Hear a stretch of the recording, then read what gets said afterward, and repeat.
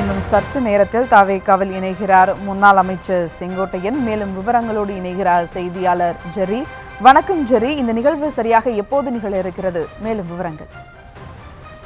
சுபா வணக்கம். இன்னும் சற்று நேரத்தில் செங்கோட்டையன் தமிழக வெற்றி கழக தலைமை அலுவலகத்திற்கு வந்தடைவார். அவர் வருவதற்கு முன்னதாகவே விஜய் அலுவலகத்திற்கு வந்து விட்டார். அவருடைய முன்னிலையில் அதிகாரப்பூர்வமாக தன்னுடைய ஆதரவாளர்களுடன் தன்னை தவேகாவில் இணைத்துக் கொள்ளப் போகிறார். அதிமுகவில் இருந்து விலகிய மூத்த அரசியல்வாதியான செங்கோட்டையன் தமது எம்எல்ஏ பதவியை ராஜினாமா செய்த சில மணி நேரத்திலேயே விஜயை சந்தித்தது அரசியல் வட்டாரத்தில் பரபரப்பை உருவாக்கியது. செங்கோட்டையன் இணைவதால் தவேகாவில் பலம் கூடுமா என்ற விவாதமும் எழுந்திருக்கிறது. தமிழகத்தில் இப்போது உள்ள மிக மூத்த அரசியல்வாதிகளில் முதன்மையானவர் செங்கோட்டையன்.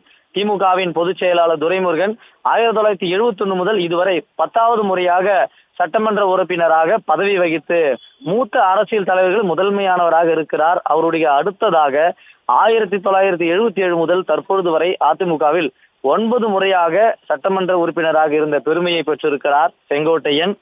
எம்ஜிஆர் ஜெயலலிதா காலம் முதல் அதிமுகவில் முக்கிய தலைவராக இருந்த செங்கோட்டையன் கடந்த சில மாதங்களாகவே அக்கட்சியின் தற்போதைய பொதுச் செயலாளர் எடப்பாடி பழனிசாமியிடம் கருத்து வேறுபாடு கொண்டிருந்தார்.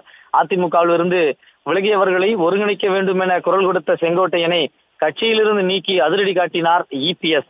இதனைத் தொடர்ந்து இன்று காலையில் தனது நேற்று காலை எம்எல்ஏ பதவியை ராஜினாமா செய்த செங்கோட்டையன் மாலையில் தவேகா தலைவர் விஜயை நேரில் சந்தித்து சுமார் 2 மணி நேரம் பேசினார்.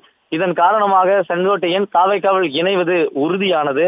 செங்கோட்டையனின் வருகை தவேகாவுக்கு நிச்சயமாக கூடுதல் பலத்தை சேர்த்துள்ளது என்பதே தமிழக வெற்றி கழகத்தினுடைய கட்சி வட்டாரங்கள் தெரிவித்துக் கொண்டிருக்கிறார்கள்.